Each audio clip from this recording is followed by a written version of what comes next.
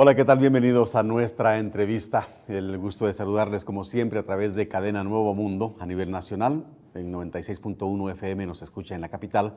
Gracias por sintonizar Nuevo Mundo Televisión y seguirnos a través de nuestra página de Facebook Nuevo Mundo GT. Hemos venido conversando, hemos venido realizando este trabajo desde que inició el proceso electoral, conversando con los candidatos a cargos de elección popular, principalmente a la presidencia de la República. Nuestro propósito es claro, que el guatemalteco tenga la claridad, que conozca planes de gobierno, que conozca a los candidatos y que al final, el 16 de junio, cuando tenemos que llegar a las urnas, lo hagamos con plena conciencia y convicción de que el país necesita seguir adelante. Hoy vamos a conversar con los candidatos o el binomio presidencial del Partido Libre. Nos acompaña en nuestros estudios el licenciado Aníbal García y el licenciado Carlos Pérez. Aníbal García como candidato a la presidencia y Carlos Pérez como candidato a la vicepresidencia. Bienvenidos, gracias por aceptar la invitación una vez más. Qué gustazo, Marvin. Gracias. Hemos conversado ya en otras ocasiones y yo quisiera, estamos a pocos días. 24 días del día D.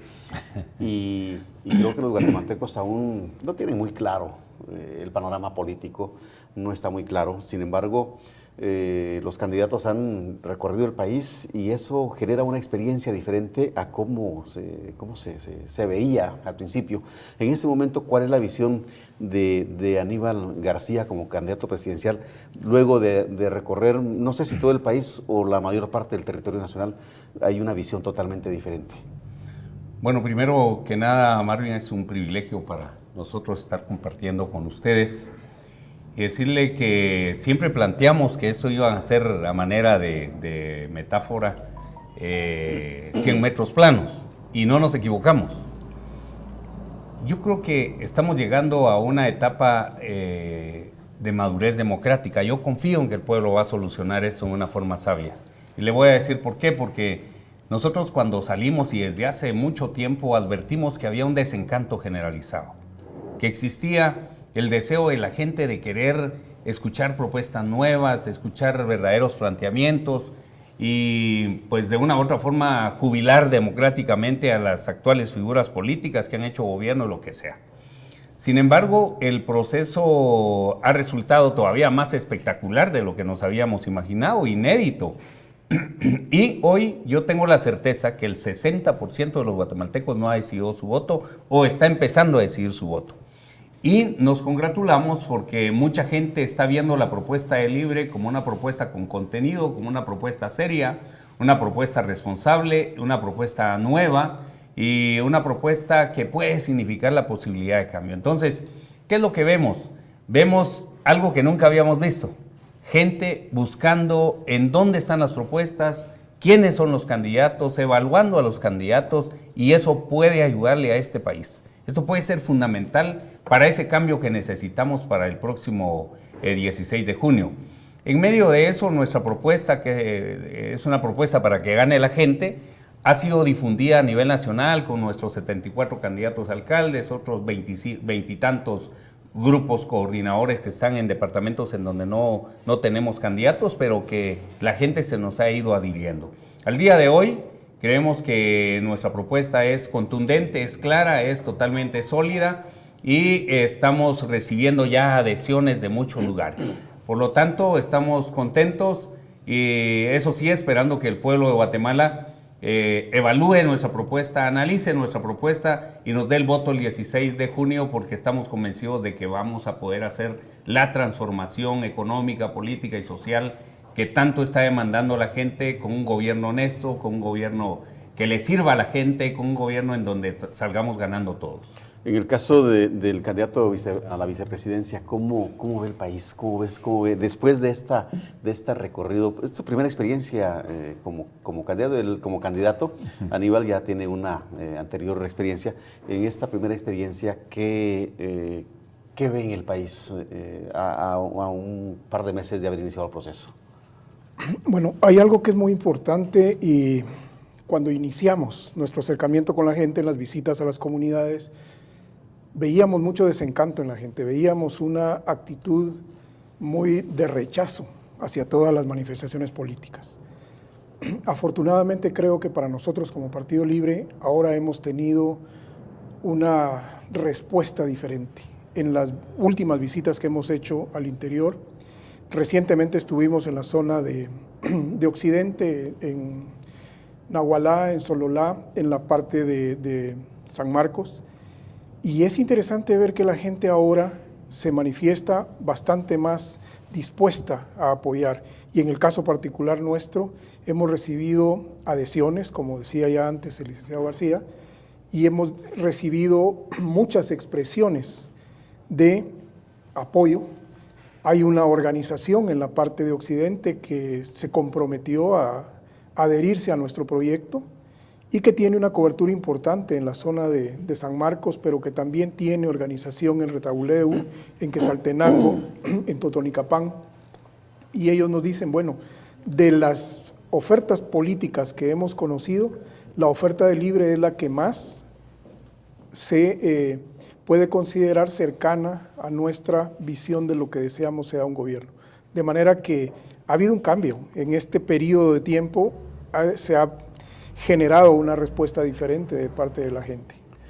Hablando de cambios, en el caso del binomio del Partido Libre, empezaron con una visión de país sin conocerla en su totalidad, sin el contacto real de la situación del país. Porque no es lo mismo lo que yo puedo leer en libros, lo que yo puedo leer en estudios, en análisis que se han hecho de la situación del país, a vivir la realidad, hacer contacto con la realidad, con la gente que está necesitando que se resuelvan muchos de sus problemas. Iniciaron con un plan de gobierno. ¿Cambió algo esta experiencia vivida directamente? ¿Le dio un giro a su plan de gobierno o sigue siendo el mismo desde el principio? No, fíjese, Marvin, que en el caso nuestro no hemos cambiado absolutamente nada. Lo que sí hemos hecho es enriquecer la propuesta.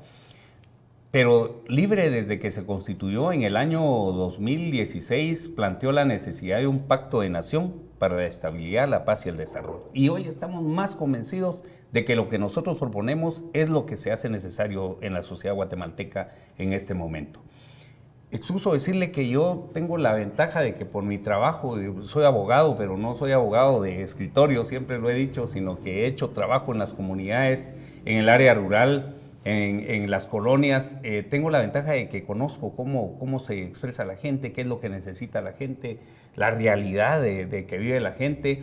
Y entonces hemos tenido la fortuna de vivir lo que está viviendo la gente, de compartir con ellos, y eso nos ha permitido tener clarísimo de que aquí en Guatemala tienen que existir reformas profundas, reformas de fondo.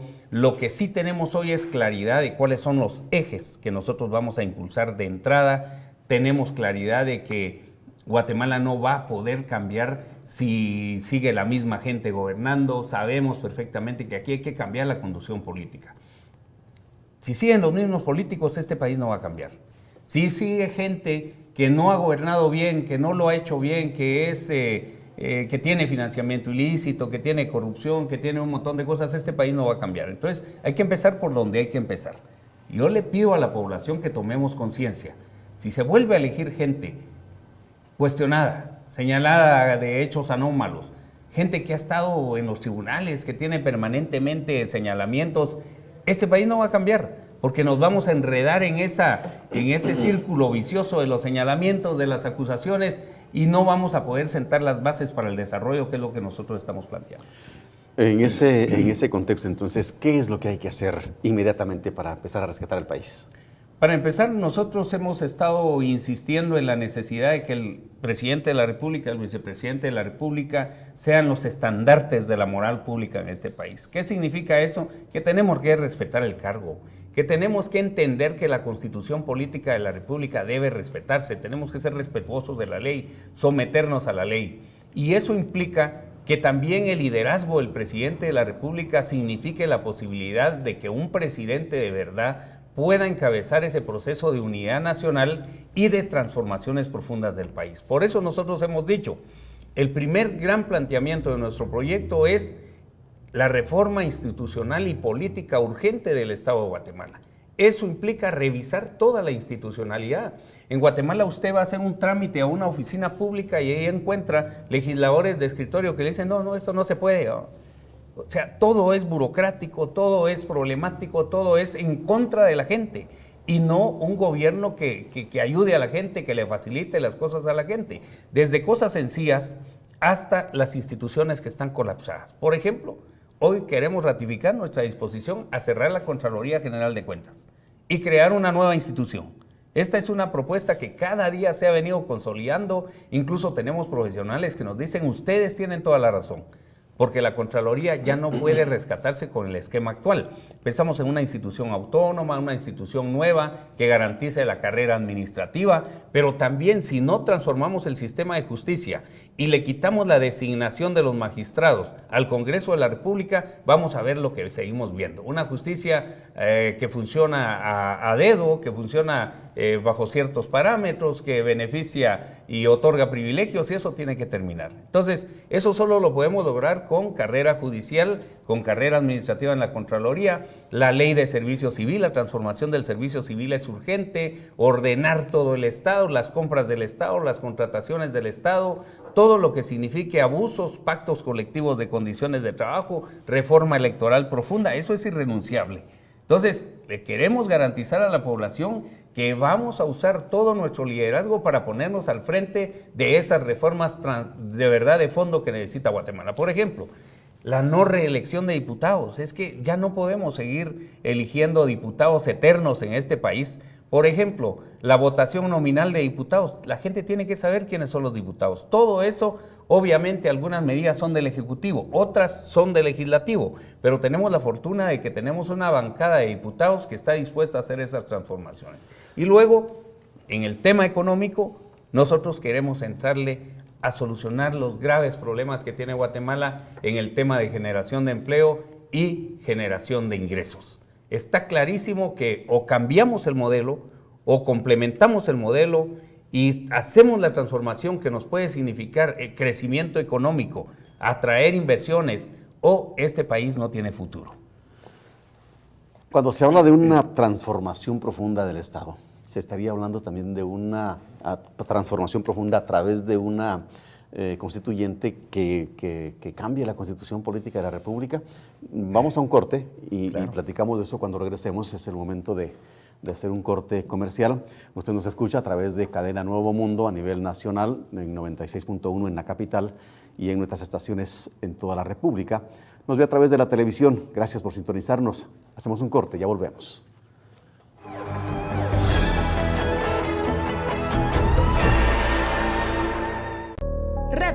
Report busca acercar la cámara y el micrófono a personas comunes, a iniciativas sociales y a denuncias de problemas que pueden afectar el día a día de cualquier ciudadana o ciudadano. Este espacio se introduce en los barrios y los pueblos para mostrar historias anónimas de carácter social, con un lenguaje directo y sin guionización. Jueves, a las 16 horas, solo en Nuevo Mundo Televisión. Donde usted está. En Nuevo Mundo Noticias hemos habilitado el número 34000062 y si usted es testigo de un hecho noticioso, compártanos fotos y videos vía WhatsApp para que usted sea parte de la noticia. Aquí estoy es el programa de entrevistas donde la periodista y presentadora Pía Castro conversa con hispanohablantes que construyen puentes entre Europa y Latinoamérica. Nos lleva a sus lugares preferidos para responder a las preguntas de cómo han llegado hasta Europa o, por el otro lado, por qué les interesa el continente latinoamericano. Miércoles a las 16:30 horas, solo en Nuevo Mundo Televisión. Una cordial invitación para que nos sigan en nuestras redes sociales como @NovoMundoGT y que nos visiten nuestra página www.novomundo.gt.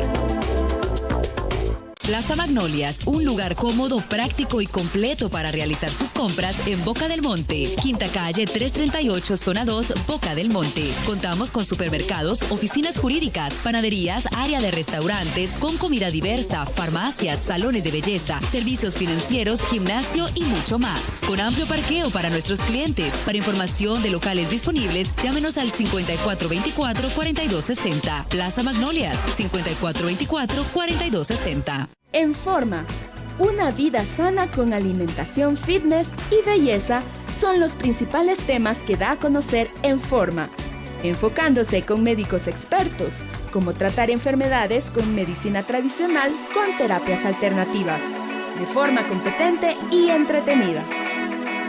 Martes, a las 14 horas, solo en Nuevo Mundo Televisión. TV Centroamérica te invita a conocer detalle a detalle todo lo que sucede en el sector agropecuario de Guatemala.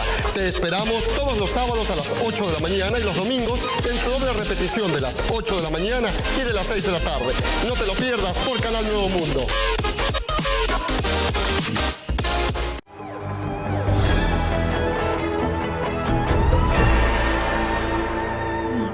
Continuamos conversando con el binomio presidencial del Partido Libre, Aníbal García como presidenciable y Carlos Pérez como vicepresidenciable, hoy en los estudios de Nuevo Mundo. Hablábamos antes del corte de si esa transformación profunda del Estado significa una reforma constitucional. Sí, para algunos temas y no para otros temas.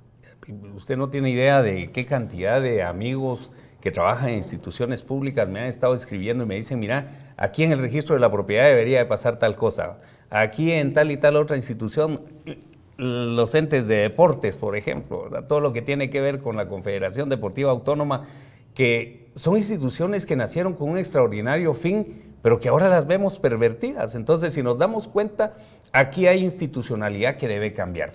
Alguna lo vamos a hacer a nivel de leyes ordinarias y otra vamos por una reforma a la parte orgánica de la Constitución, pero yo le puedo asegurar, Marvin, que si logramos esa reforma, sentamos las bases para que este país empiece a cambiar en lo institucional. Y estoy seguro de que hay amplios consensos en poder hacer esa reforma constitucional en la parte orgánica. Me parece que ahorita debemos hacerlo a través de consulta popular, no a través de Asamblea Nacional Constituyente. Hay instituciones que han jugado un rol muy importante en el mantenimiento de la democracia o en la construcción de una democracia, como la Corte de Constitucionalidad, como el Ministerio Público, la PDH, el Tribunal Supremo Electoral, entre otras, que fueron creadas con fines muy específicos, pero que a estas alturas podría ser que también necesitaran una reconstrucción, por decirlo de esa manera. ¿Cree que hay que hacerlo? ¿Cree que hay que hacer algo en estas instituciones? Totalmente. Mire, yo soy un apasionado de la justicia pronta y cumplida. Y yo que soy abogado, me declaro sufriente del sistema de justicia. Cuando usted mira que para que resuelvan un amparo, primero es a gusto del cliente, es decir, que si su cliente tiene incidencia, entonces se resuelve rápido. Si no lo tiene, pues ahí se va a quedar su proceso. Y encima de eso, cuando usted ve que la justicia no funciona, que los procesos son pero larguísimos, evidentemente algo está fallando. Entonces, no solo hay que reconfigurar la forma en que esas instituciones son designadas, terminando con las comisiones de postulación. De verdad, nosotros queremos ya el fin de las comisiones de postulación, porque esto ha pervertido hasta la propia Universidad de San Carlos de Guatemala. La universidad se debe dedicar a su tarea académica y científica, y ahí nos quedamos haciendo una gran universidad, porque eso es lo que queremos. Pero los colegios profesionales, por ejemplo, ya no tienen nada que hacer en las comisiones de postulación. Entonces hay que cambiar todo eso, pero ojo, hay algunas reformas que se pueden hacer vía leyes ordinarias. Por ejemplo, somos un partido que en nuestro pacto de nación estamos abordando un tema que ningún presidenciable está abordando, y se trata de la oralización de los procesos. En Guatemala todo es escrito. Uno va a un juzgado a hacer memoriales. Va usted a un juicio civil y te tiene que esperar 15 años para que le resuelvan. Podemos cambiar eso a través de un proceso oral y público que nos permita tener justicia pronta. Pero eso ya está aprobado. No, para nada. No se lleva a cabo, no se realiza. Pero, no. Pero los procesos son orales. No, solo en materia penal. Solo en materia penal, y aún así el proceso es tardado. Pero lo que yo estoy planteando es que le entremos a esa amplia oralización del sistema de justicia. Estoy seguro que todos vamos a salir ganando. ¿Y por qué es tan importante esto? Primero, porque los ciudadanos merecen justicia, pero aparte de eso, para las inversiones. Es que si algo no garantiza a este país es seguridad jurídica. Si algo no garantiza este país es Estado de Derecho. Entonces atrevámonos a hacer esas reformas de fondo. Yo les ofrezco todo mi liderazgo, todo mi conocimiento y mi experiencia para que podamos solucionar lo que hay que solucionar. Mucha gente se queja, por ejemplo, que en materia penal los juicios no caminan y dicen, mire, tantos años y de repente van para afuera. ¿Qué es lo que pasa? Que con un amparo usted puede tener todo. Entonces hay que facilitar y yo sé cómo hacerlo, afortunadamente, y creo que esto hay que hacerlo de forma urgente. Decía que este recorrido por el país le ha ayudado a enriquecer su plan de gobierno por haber tenido o por tener el contacto directo con la realidad nacional. En el tema de pobreza y pobreza extrema, que es una realidad latente y perceptible a cualquier lugar donde uno vaya, ¿cuál es su plan? ¿Cuál es el plan que está proponiendo Aníbal García? Aquí tenemos que hablar de las posibilidades de generar empleo y de generar ingreso. Nosotros lo dividimos en dos porque usted va a encontrar mucha gente que quiere un empleo formal, con prestaciones, con IS y todo lo demás, y eso hay que lograrlo. Pero, ojo, en el campo, la gente lo que quiere es que se le apoye para poder mejorar su producción, para poder diversificar su producción, para poder insertarse en los mercados. Eso es lo que quiere la gente. También la gente que se dedica al comercio lo que quiere son condiciones para poder mejorar sus negocios. La única forma de salir de la pobreza en una forma totalmente contundente es a través de la actividad económica.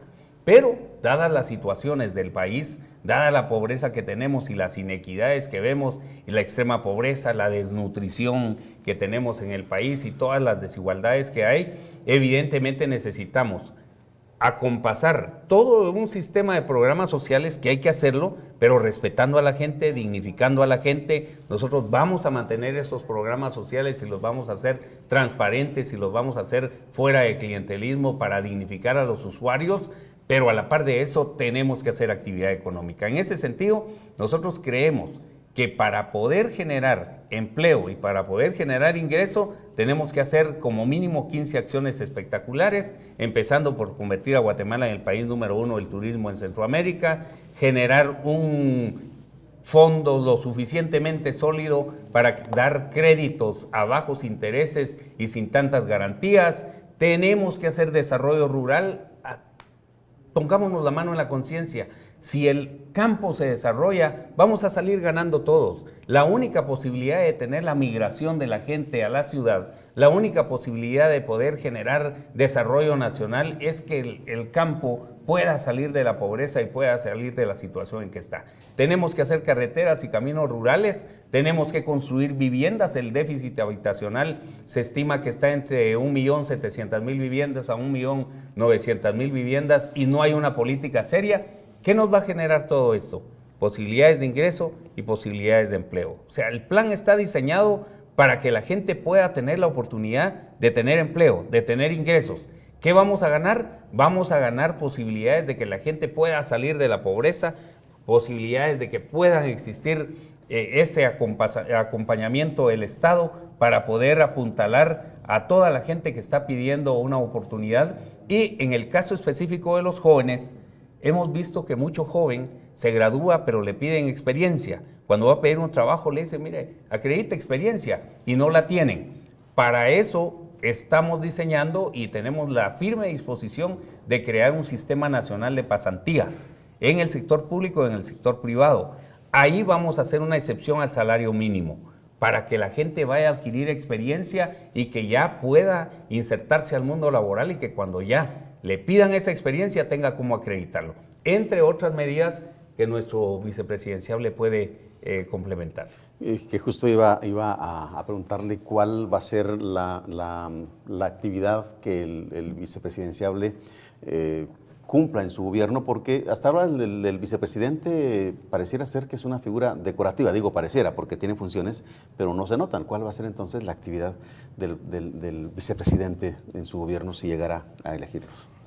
Bueno, una de las responsabilidades que recae sobre el vicepresidente es la dirección de los gabinetes, ¿no? Es presidir los gabinetes, particularmente el gabinete económico, el gabinete social, y precisamente esa gestión del gabinete económico es la que permitirá mantener la línea de trabajo en la descripción que ya hizo el licenciado García.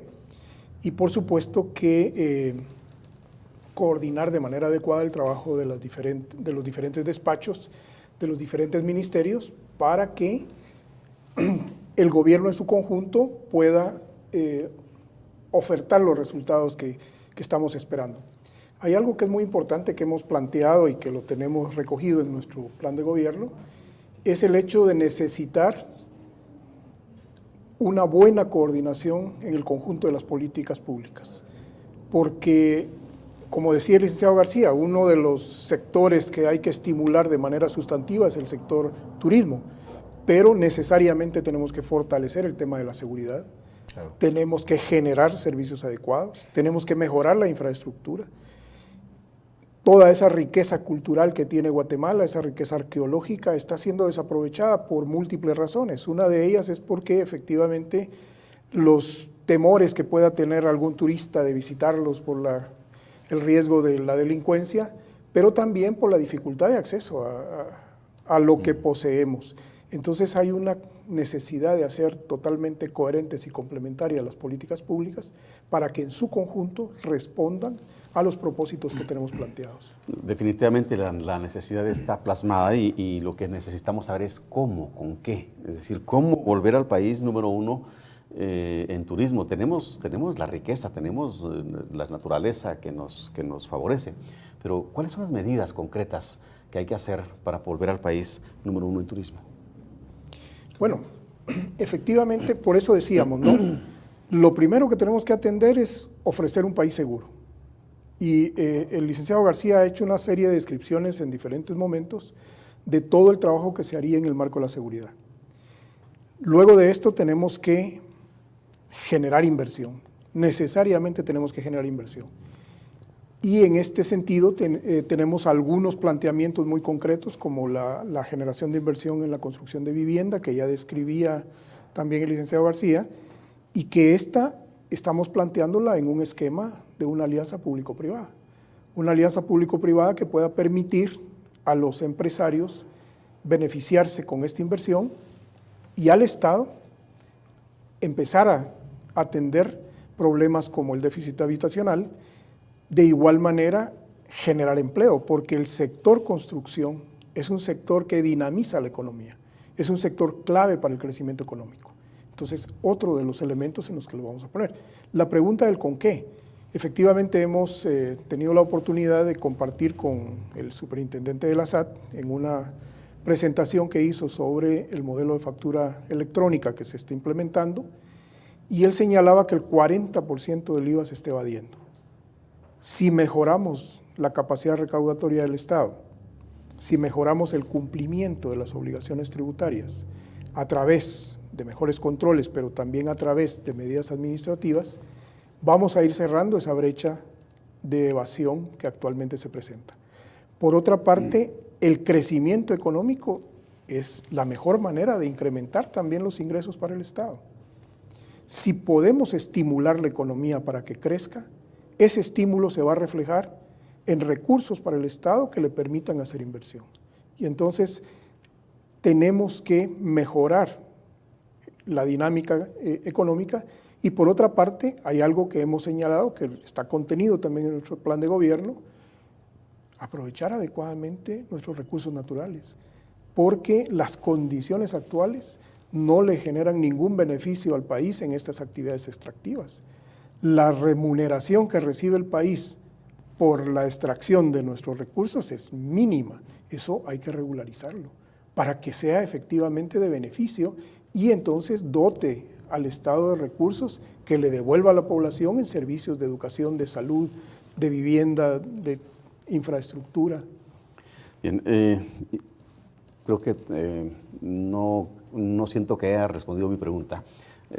¿Cómo? ¿Cómo volver al país número uno en turismo? Mire, para empezar hay que terminar con el INGUAT. O sea que hay que crear un Ministerio de Turismo. Nosotros nos tenemos que atrever a tener una institución que tenga una política totalmente diferente y que nos volvamos agresivos en ese sector. Pero, a la par de eso, ese nuevo ministerio tendrá que tener un acompañamiento con la gente para poder hacer capacitación técnica de primer nivel. Aquí es donde entra la integralidad de la propuesta que nosotros estamos haciendo, porque nosotros estamos planteando que el modelo educativo debe cambiar. ¿Qué es lo que hay que hacer? Conectar el modelo educativo con el modelo de desarrollo que vamos a impulsar. Si nos vamos a ir por el turismo, si nos vamos a ir por el desarrollo rural, si nos vamos a ir por la agroindustria a nivel local, tenemos que formar técnicos en agroindustria, técnicos en administración hotelera, para que podamos nosotros tener no solo la garantía de que los que salen de educación media van a tener la posibilidad de insertarse al mundo laboral, sino que es la fuerza de trabajo que nos va a ayudar para apuntalar ese sector. Pero hay una palabra clave y es crédito.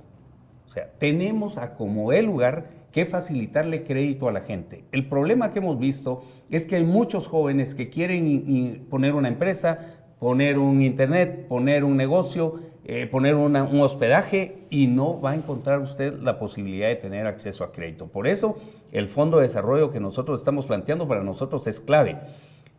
Conservadoramente estamos pensando en 500 millones de quetzales para empezar. Eso se lo vamos a pedir al Congreso de la República actual que nos lo autorice.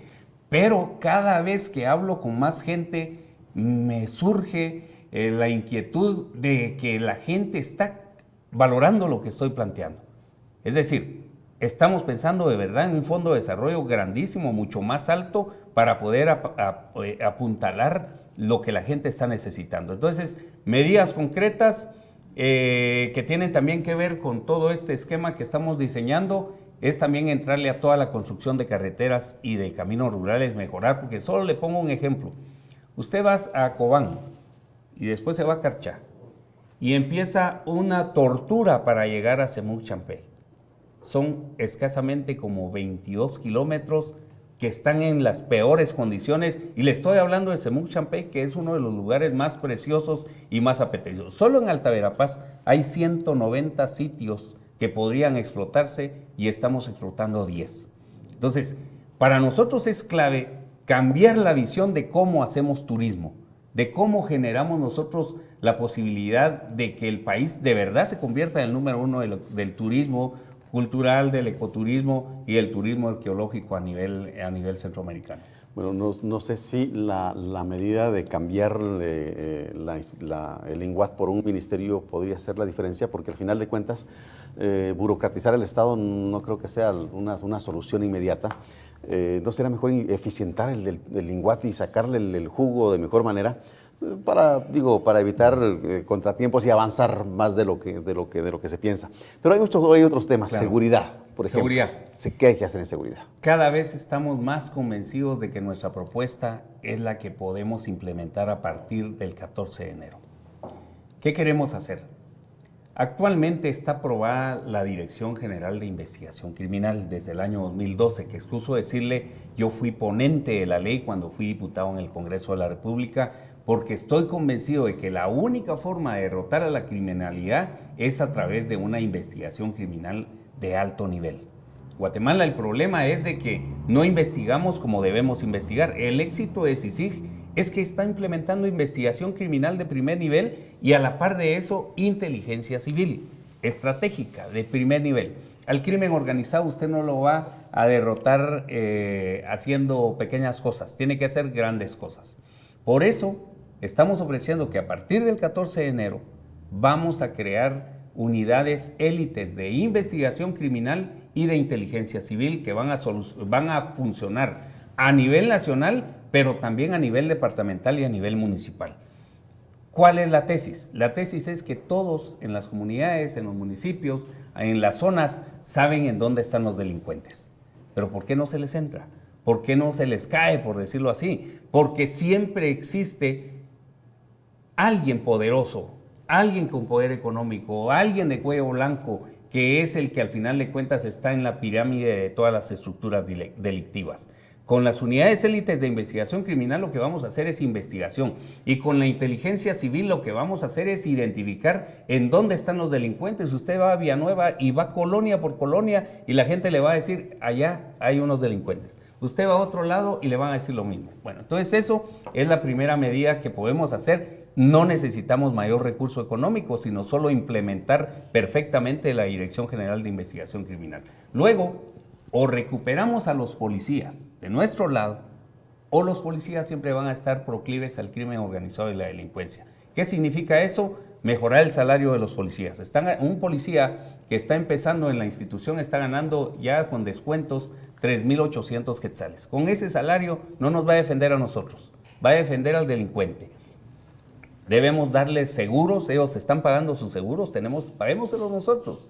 Debemos darles centros recreativos para su familia, debemos darles becas para sus hijos. Tenemos que tener a los policías motivados para que estén con nosotros. Hacer una amplia depuración en la Policía Nacional y garantizar la carrera policial. Lo mismo en el sistema penitenciario, que quiero hablar del sistema penitenciario porque las extorsiones son el principal problema ahorita en Guatemala. ¿Le parece que hablemos de esto cuando volvamos de un corte comercial? Nos corresponde ir a un corte. Usted nos escucha a través de Cadena Nuevo Mundo a nivel nacional, en 96.1 FM, nos escucha en la capital, nos ve a través de la televisión, en Canal 29 Claro, 42 en Tigo. Hoy estamos conversando con el binomio presidencial del Partido Libre, el candidato a la presidencia Aníbal García, y el candidato a la vicepresidencia, Carlos Pérez. Ya regresamos.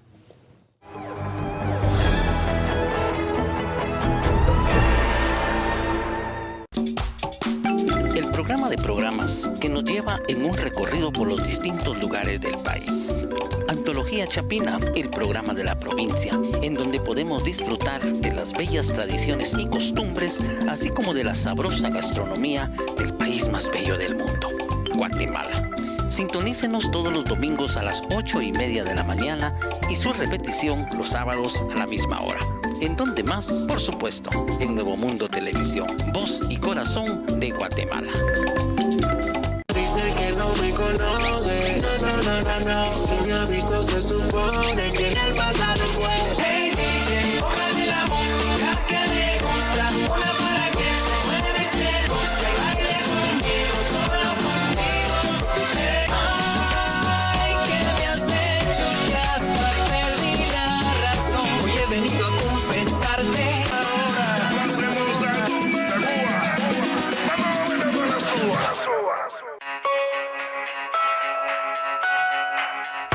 Secuencias. La nueva aventura cinematográfica. Entrevistas, reportajes, estrenos. Toda la información sobre el mundo del cine. Lunes a las 14:30 horas. Solo en Nuevo Mundo Televisión.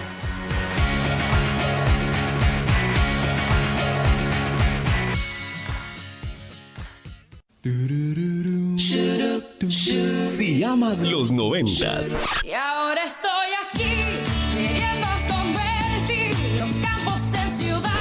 Eva María se fue buscando el sol en la playa. Cosa más bella que tú. Esta es tu radio. Romántica 105.3. Gracias por existir.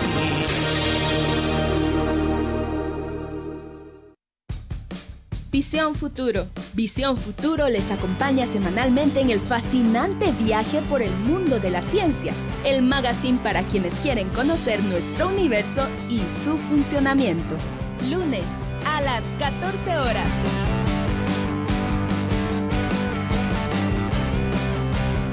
Solo en Nuevo Mundo Televisión.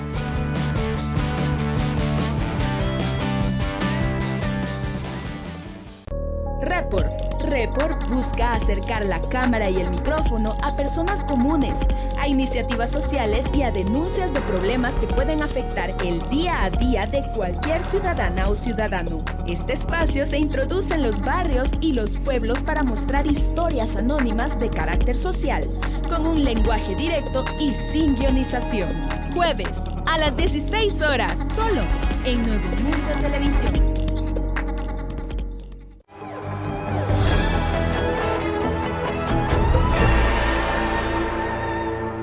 Continuamos conversando con el binomio presidencial del Partido Libre, Aníbal García, candidato a la presidencia, y Carlos Pérez, candidato a la vicepresidencia.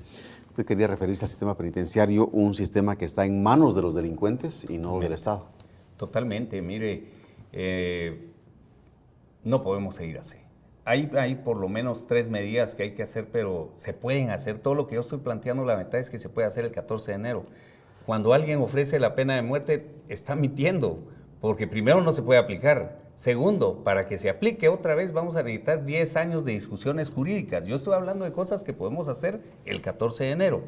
En ese sentido, en el sistema penitenciario lo que tenemos que hacer es aislar a los delincuentes. Eso lo podemos hacer. Necesitamos presupuesto, obviamente, pero tenemos que cerrar la posibilidad de que haya contacto físico de los reos, de los privados de libertad, con las visitas. Todos sabemos perfectamente que ahí entra de todo. Se requiere de voluntad política, de un director del sistema penitenciario lo suficientemente honrado para poder poner orden y valiente, por supuesto. Segunda medida, bloqueo de celulares.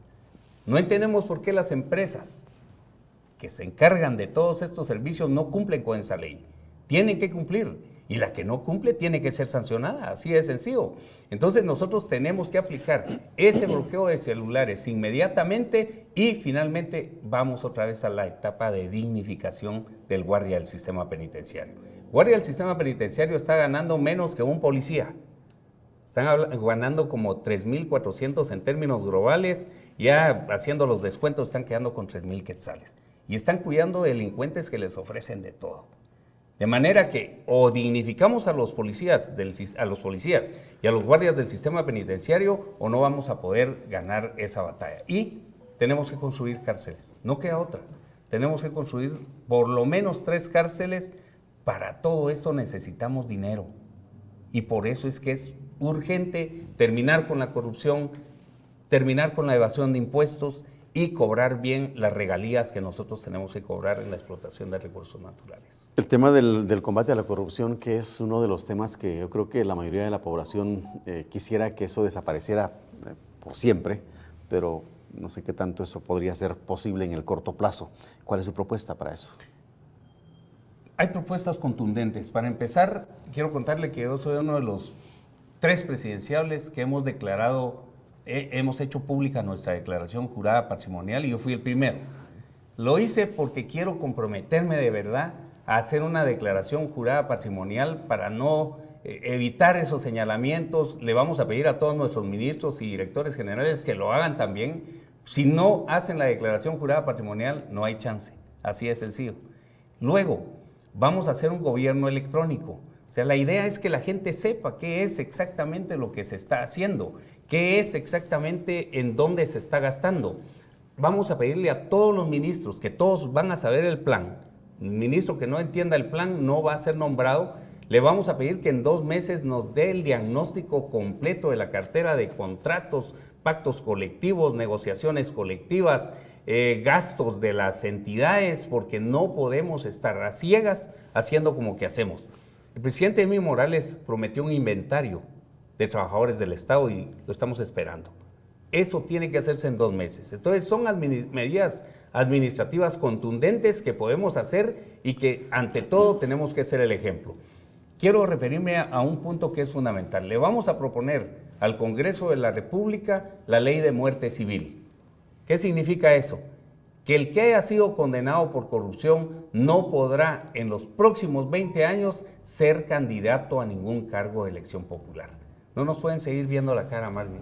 Es imposible que nosotros miremos ahora en la contienda electoral un montón de gente señalada de corrupción que fueron condenados o que ya cumplieron condena y ahora pues tan campantes y felices vuelven a ser candidatos.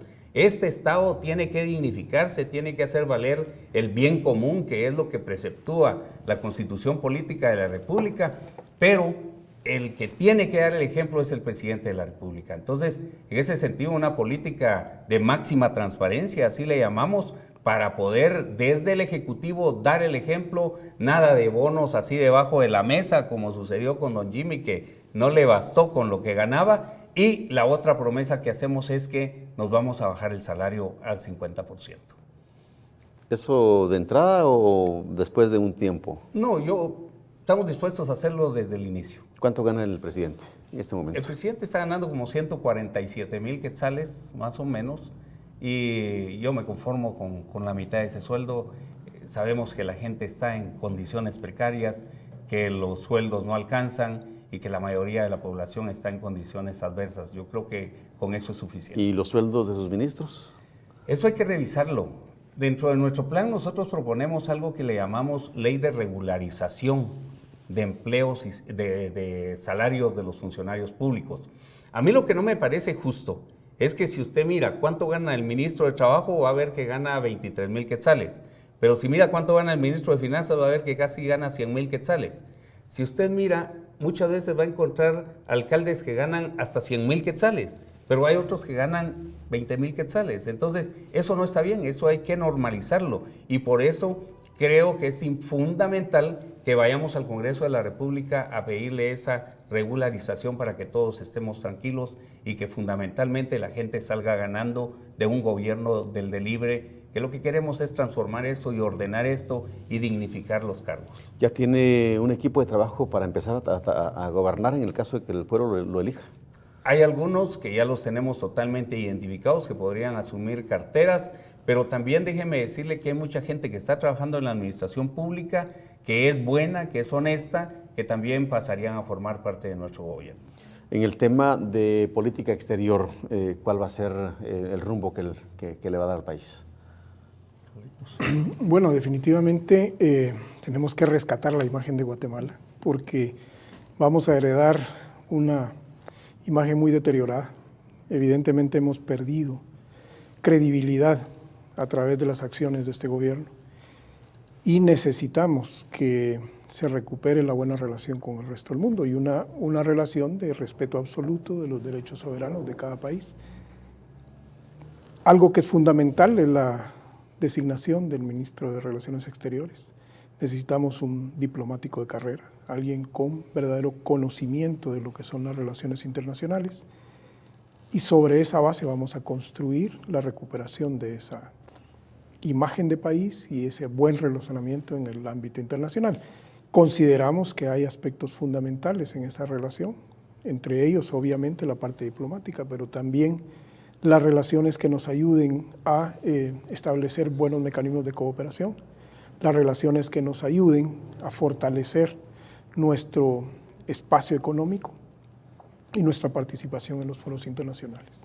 El gobierno de los Estados Unidos acaba de anunciar una ayuda para los países del Triángulo Norte para evitar que sigan yéndose los centroamericanos a Estados Unidos, para evitar las migraciones. ¿Cuál es su plan en ese sentido? ¿Cómo aprovechar esa ayuda? La mejor política en contra de la migración es la política económica y la política social. Mire, aquí el tema pasa por corrupción y pasa por definir concretamente cuáles son las políticas públicas que se van a impulsar. En ese sentido, lo que hay que tener claro es de que Estados Unidos está haciendo aportes, está donando cantidades para el Triángulo Norte, entre ellos para Guatemala, con la intención de garantizarse la gobernanza, con la intención de garantizar la lucha en contra de la corrupción y frenar la migración. Está clarísimo eso. En ese sentido, hay que apuntalar, nosotros quisiéramos que nos ayudaran a apuntalar todos los proyectos económicos que nosotros estamos planteando. Ellos también tienen que entender de que el Estado de Guatemala tiene el derecho de ir apuntalando este nuevo modelo que nosotros estamos planteando y la firme promesa de que vamos a terminar con la corrupción y que vamos a administrar esos fondos de la forma más correcta y más transparente posible. Hay un tema que recientemente no recientemente, es un tema añejo, el tema Belice, pero ya está medio resuelto porque ya los dos países aceptaron ir a la Corte Internacional de Justicia. ¿Le va a dar seguimiento al tema? ¿Cómo lo va a enfrentar? Fíjese que yo tengo la experiencia de que yo fui firmante del dictamen que favoreció esta consulta, este procedimiento de resolución de la diferencia cuando fui vicepresidente de la Comisión de Legislación y Puntos Constitucionales en el Congreso, porque yo estoy convencido de que ese diferendo con Belice solo se puede resolver en la forma en que se va a resolver. Así que me alegra que Belice haya ratificado, ya Guatemala ratificó, hay que darle seguimiento, velando por los intereses del país. ¿En dónde está ahorita la clave de todo esto? Está en que podamos elegir un verdadero conglomerado de juristas y de profesionales que nos ayuden a ir a las negociaciones, al arbitraje que se va a hacer en las mejores condiciones, defendiendo los intereses de Guatemala. Yo estoy convencido de que podemos salir ganando de esa negociación. ¿Cuáles serían sus primeras 3 acciones al asumir la presidencia? Primero, nombrar a los ministros más competentes que entiendan el plan, que entiendan lo que nosotros estamos planteando, que se comprometan a hacer sus declaraciones juradas patrimoniales y de interés, que ese es otro asunto que queremos nosotros hacer. Segundo, les vamos a decir que queremos ese informe de diagnóstico de la cartera en los primeros 2 meses, pero diagnóstico real, con todos los elementos que ya reseñé. Y tercero, vamos a empezar a presionar al Congreso de la República para que haga las transformaciones que este país está demandando, utilizando todo nuestro liderazgo para poder empezar ese proceso de transformación política, económica y social que nosotros estamos planteando. Básicamente, lo que necesitamos es demostrar desde el primer día de gobierno la mejor disposición, el mejor carácter para poder conducir al país a los rumbos que nosotros estamos planteando, aparte de que vamos a llamar a todos los actores sociales, vamos a llamar a todos los actores políticos a hacer un gobierno de unidad nacional. Mire, con tanto candidato, 20 y tantos candidatos, no cabe duda que en todos los partidos políticos hay gente rescatable. Obviamente hay partidos políticos que no se salvan, pero sí hay gente que podría ayudar en un gobierno de unidad nacional. En este momento nadie puede plantear la posibilidad de que pueda gobernar solito. Por eso es el Pacto de Nación. Llamar a todos los sectores, darle oportunidad a los jóvenes, darle oportunidad a todos los sectores que podamos sentarnos en una mesa y definir el futuro del país. Porque nosotros lo que queremos es hacer un gobierno para que gane la gente. Que salga ganando la gente de este gran entuerto que hay que resolver el 16 de junio. ¿Cómo cree o cuál es su visión de país en el mediano plazo y 4 años después si usted fuera presidente? A los 4 años tendrán que sentarse las bases para que este país no siga siendo el país inestable que es. A mí me da miedo, pavor, que se elija a alguien que nos hunda nuevamente en otros 4 años de desgobierno. Alguien que esté acusado de juicios, de antejuicios, que lo que va a hacer es ir a negociar al Congreso de la República impunidad. Yo veo un país estable, veo un país con un pacto de nación para poder enfrentar el rumbo que tenemos que marcar en educación, los retos en educación, los retos en salud, un nuevo modelo económico consolidado con estos elementos que nosotros estamos planteando, un país seguro, un país en donde hemos logrado bajar los índices de delincuencia, las extorsiones tendrían que ser totalmente derrotadas, un país en donde tenemos la posibilidad de tener un futuro y que podamos todos tener la posibilidad de participar en él. En lo inmediato, veo un gobierno legitimado. Marvin, el nuevo presidente de la República tiene que dignificar la banda presidencial y tiene que ser el primero en que se someta a la ley, en que respete la Constitución de la República de Guatemala. Yo lo voy a hacer, lo he hecho siempre y lo voy a hacer siendo presidente de la República. Creo que ahí podemos empezar. También veo en forma inmediata un cambio de gestión en el organismo ejecutivo, porque el organismo ejecutivo y especialmente el presidente de la República no va a generar impunidad ni corrupción desde la silla presidencial. Queremos pasar a la historia. Nuestro gran reto es pasar a la historia y eso lo podemos lograr si tenemos la convicción de que este país puede cambiar y si la gente nos da la oportunidad de poder gobernar el país. Bien, definitivamente a la historia va a pasar igualmente como candidato porque hay un registro de los claro. Candidatos, hay un libro que cuenta la historia de todos los candidatos que ha habido y de los presidentes, por supuesto. A ver de qué lado de la historia la cuentan la suya. Licenciado, les dejo un par de minutos para dirigirse al pueblo de Guatemala. Estamos a pocos días de las elecciones y creo que es importante que se haga un llamado a la participación ciudadana. Guatemala es un país sometido a un proceso especial, a un proceso inédito en su historia. Sabemos que la democracia no ha servido para la gente, no ha ganado la gente. Sabemos perfectamente que el pueblo se ha volcado a votar lleno de ilusiones, lleno de sueños, pero no ha ganado la gente. Nosotros en Libre estamos totalmente determinados a que en este gobierno sí gane la gente. Tenemos que tener la convicción de que votar por Libre significa votar en contra de la corrupción, votar en contra del financiamiento ilícito, votar en contra de los políticos que tanto daño nos han hecho. Votar por libre significa la posibilidad de transformar de verdad Guatemala. Votar por libre significa el coraje que tenemos que demostrar los guatemaltecos para enfrentarnos a los problemas que tenemos, pero darnos la mano y ver esa posibilidad de futuro y tener la convicción de que merecemos un país diferente. Que gane la gente. Este 16 de junio podemos salir ganando todos. Licenciado Pérez. Sí, muchas gracias. Pues nuestro mensaje efectivamente es decirle a este pueblo que somos una oferta distinta. ¿Y por qué lo somos? Porque nuestros candidatos, nuestros integrantes, ninguno de ellos ha estado siendo señalado de involucrarse en ilícitos, de involucrarse en corrupción. El 90% de nuestros candidatos jamás habían participado en política y hemos sido cuidadosos en esa selección. Hemos exigido que sea gente honesta, pero una honestidad demostrada en su trayectoria profesional, en su trayectoria laboral, en su trayectoria empresarial. Además de esto, que cuente con la capacidad de desempeñar un cargo, que sea efectivamente alguien calificado para representar a Guatemala y para trabajar por Guatemala. Y por supuesto que con una auténtica vocación de servicio. Gente que esté comprometida con el país y gente que esté verdaderamente dispuesta a hacer un sacrificio, un esfuerzo para mejorar las condiciones de todos los guatemaltecos. Muchas gracias. A usted le agradecemos su sintonía a Nuevo Mundo Televisión y Radio Nuevo Mundo, cadena Nuevo Mundo a nivel nacional. Gracias al binomio presidencial del Partido Libre, al licenciado Aníbal García y al licenciado Carlos Pérez. Muchas gracias por habernos acompañado y haber hecho el espacio para venir a conversar con el pueblo de Guatemala. A ustedes gracias por sintonizarnos. Soy Marvin Roblero. Hasta la próxima entrevista.